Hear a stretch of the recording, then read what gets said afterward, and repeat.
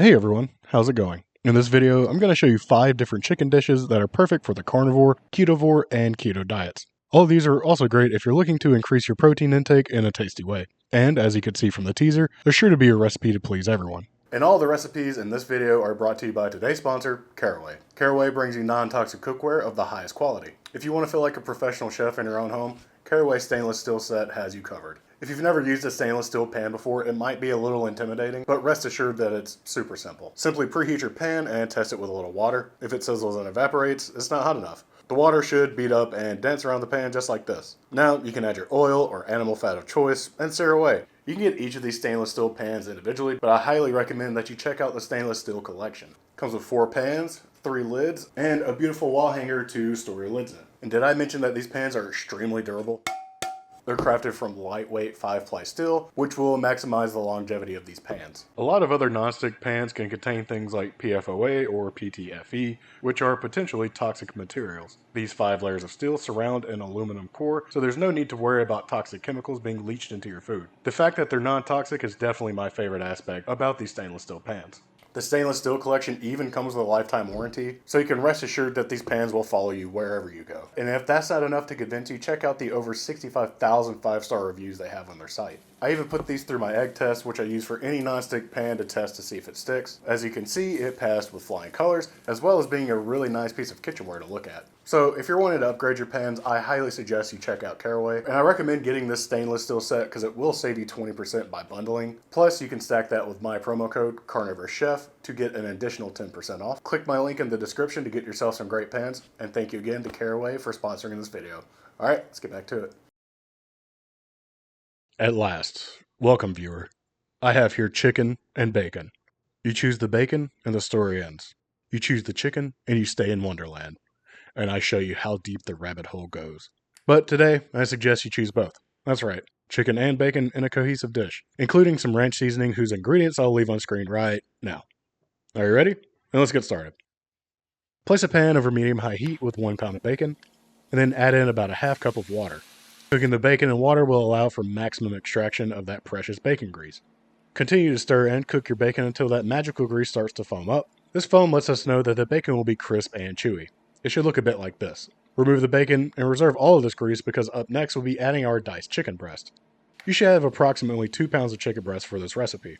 Cook this in batches over medium-high heat, ensuring to lightly season each batch. Remove this from the pan and then discard the bacon grease, or save it, whatever you want to do with it. Or you can save it, I don't care. What you're left with is a nice buildup of fond. Place this pan back over medium heat and add in 1 cup of cold heavy cream and your ranch mix. The cold cream will help to release the fond from the pan and add even more flavor to our dish. Just use a wooden spoon or rubber spatula to scrape the sides and the bottom of the pan. Once every bit of that delicious fond has been released, let your cream simmer and thicken. You'll know it's done if it coats the back of a spoon like this. Give it a taste and adjust your seasonings as necessary to your palate. Find a receptacle to build this casserole in.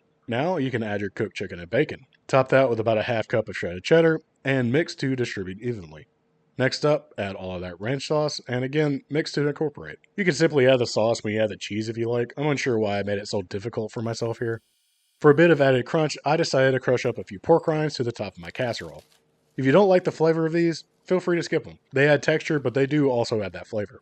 Finish this hot dish up with a little more cheddar on top, and cook this in an oven that's set to 350 degrees Fahrenheit for about 15 minutes or until the top of your casserole has slightly browned. Let it cool off for a few minutes before serving. You can add a myriad of other things to the top of this if you're feeling spicy, but this dish stands on its own. It's super savory, the bacon adds a nice chew, the sauce is creamy and rich, and that little bit of pork rind added a nice crunch. Now excuse me while I go feed this to my wife who almost lives exclusively off of soup and buckwheat.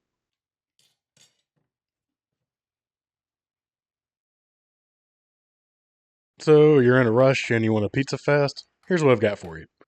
Grab a bowl, some ground chicken, and add half a pound of that chicken to that bowl. Just make sure it's exactly 8 ounces. Then crack in 1 egg. Shred in about 1.5 ounces of low moisture mozzarella. If you happen to have some pre-shredded cheese, that's fine too.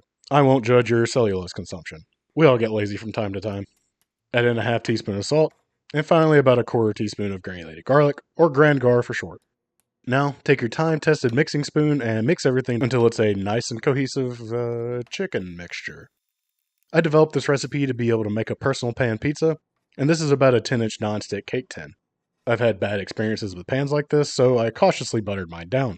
If you've only had positive experiences with these, you can skip the butter. Once it's buttered up, add your chicken mixture to the pan and start to spread it out. We're simply looking for it to be even. This will shrink up in the oven due to the water content, so just make sure you get it all the way out to the edge. Once it's evenly spread, place it into your oven at 400 degrees Fahrenheit for about 8 to 10 minutes or until it's looking a bit like this. Now, you can pick whatever toppings you want, but I'm going to go with what I have in the fridge. Instead of sauce, I'm opting for some cream cheese. It will melt up into a sauce-like consistency. And since I still have plenty of mozzarella, I'm going to use that. And for my final topping, I'm going to throw down some pepperoni. I shredded a little extra mozz over the top so I could get some brownage. Place this into your oven again, but under the broiler this time to let it darken. Keep an eye on it because the broiler has been known to ruin a lot of food. Mine cooked for about 5 minutes like this, and it's just beautiful. Let's get this out onto a plate. Nice. Pull out that pizza cutter that's been blocking up your drawer from opening and slice her up. Now, this is not meant to be a crispy crust replacement, because it's just not. But it is a very high protein meal that tastes like pizza. It's scratching a niche that also helps you reach your protein goals. Enjoy. Okay, I need to get out of this kitchen and cook somewhere else. I need to be able to spread my wings and pressure cook chicken in a more stretchable area. I have the perfect place my pressure cooker and I can go. That's right, the dining room table that's 4 feet away. We're making a Cajun chicken grilled cheese, or melt for those that refuse to call it a grilled cheese. Get a pressure cooker and throw in 2 pounds of boneless and skinless chicken thighs, a single dried bay leaf, about 2 teaspoons of some super secret Cajun seasoning, and finally 1 cup of water or chicken stock. Get your pressure cooker closed and all the latches locked. If your cooker has a poultry button, then you're in luck because this is the popcorn button of the pressure cooker. If you don't have a poultry button, use the pressure cook button and set it to high for 10 minutes. Press start and just let it do its thing. Once the timer is off, release the pressure and let it sit for about 15 minutes before opening the lid. The best way to check if your chicken is shreddable is to take out a piece and press on it. It should give way under very little force. There are a lot of ways to shred it, so pick your weapon on that front. I'm just going to use a couple of forks. Get it all broken up, and after a few minutes, your chicken should look suspiciously like mine. Wait a minute, did you steal my chicken? Okay, chicken's done, and now it's time to make some classic pork rind grilled cheese bread. To a bowl, add in 1 ounce of ground pork rinds, 2 eggs, and finally about a half teaspoon of baking powder, which is the fluff maker. Give this a mix and let it sit for about 5 minutes to let that egg absorb. This mixture will be enough for exactly 1 grilled cheese. Next, get a baking sheet lined with either a non-stick baking mat or a piece of parchment paper. Spread this out into an even rectangle, and it should look a little bit like this. Throw it into an oven at 375 degrees Fahrenheit for 5 to 7 minutes or until it's nice and firm. Let it cool off, and now we can slice it right down the middle. I wanted mine to look perfect, so I cut off the metaphorical crust to make straight edges. You don't have to do this, but don't be ashamed if you do. I'm just trying to make it a little bigger than the size of my trash cheese. And believe it or not, we're actually going to toast this fake bread. Place a pan over medium heat and add in a couple knobs of butter. Once that's melted, you can lay down your pork rind bread with cheese on top. Add some of your chicken to one of the halves. Then flip the unchickened side onto the chicken side once it's browned on the bottom. And it's done. Cut it in half and give it a taste. Honestly, this is a great meal prep option. If you make 4 times the recipe for the pork rind bread, you can refrigerate these and have your chicken and cheese ready to go. Simply toast and eat.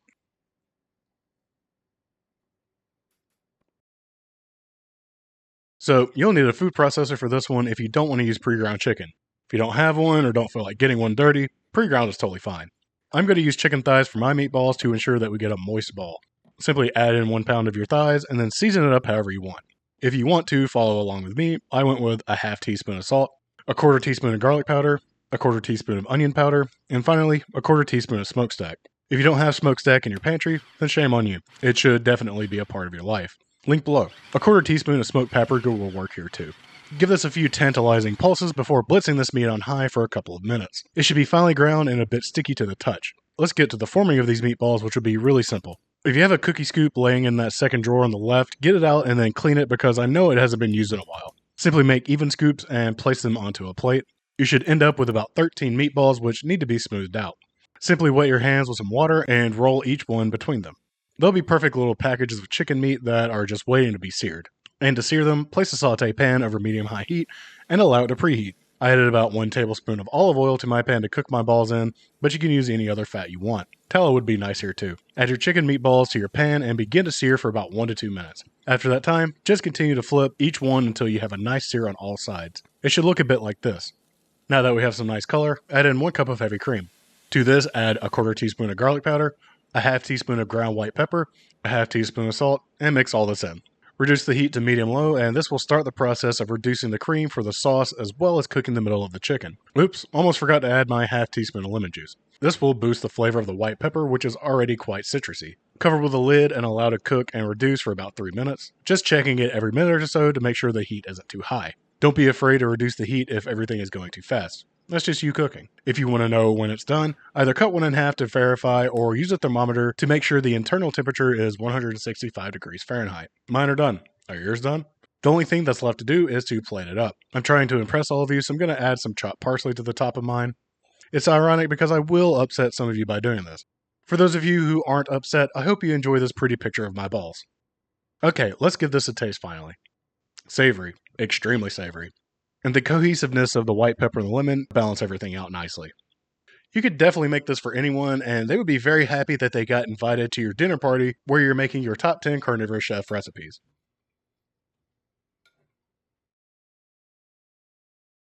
Tacos always need as much flavor as possible, and to ensure that these grilled chicken tacos have that, I'm going to be marinating them. To start, get 2 limes and roll them out to help extract the juice. Split them in half and squeeze as much juice out of them as you can. If you don't want to squeeze, use about a 1/4 cup of shelf-stable lime juice. To this, add a couple tablespoons of olive oil or chicken fat. We're using chicken breast, so it needs the extra fat. And for the spices, we're going to go with 1 teaspoon of granulated garlic, an 1/8 teaspoon of white pepper, a 1/2 teaspoon of smoked paprika, a 1/2 teaspoon of ground cumin, an 1/8 teaspoon of ground oregano, a 1/4 teaspoon of ground chipotle, and finally 1 teaspoon of salt. Give this a mix with your time-tested mixing spoon and taste for seasoning. Mine is perfect like always, so I set this aside and move on to the chicken breast. This is about 1 pound of super thick and juicy chicken breast that I'm going to cut in half so that it cooks faster on the grill. Throw this into your marinade and massage it in with those dirty little hands of yours. Once you're certain that every part of the chicken is coated, set it aside and allow to marinate at room temperature for 30 minutes or a couple of hours in the fridge. While that's doing its thing, let's make some tortillas. I'm going to go with 4 ounces of pork rinds, 4 eggs, and about 1 cup of sharp cheddar cheese. Give me 1 second while I blend this. Peekaboo! It's done and it looks like this. To make these, grab yourself a parchment-lined baking sheet and a small bowl of water. Wet your hands and start rolling out small dough balls and press somewhat flat.